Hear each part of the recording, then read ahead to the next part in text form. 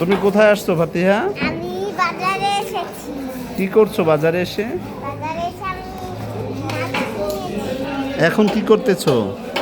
আমি বসে আছি মাছ মাছ কাটা দেখার জন্যে? ও, ও, তুমি কোথায় আছো জানো? আমি বাজারে আছি। তাই? আমি বাজারে আছি। এটা গোপালগঞ্জ বাজার। আমি বাজারেই আছি। হুম, দেখো, তুমি তো বসো, ওখানেই বসো।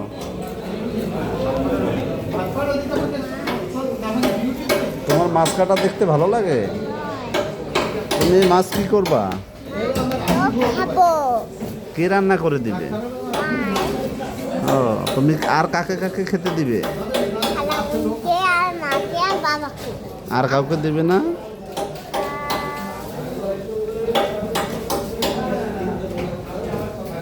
বাবাকে দিব। দাদা হুম, আর কাকে কাকে দিবা? দাদা ভাই আর নানু আর দাদা ভাই সবাইকে খেতে দিও। খালামণিকেও খেতে দিও। তাই? আচ্ছা, ঠিক আছে।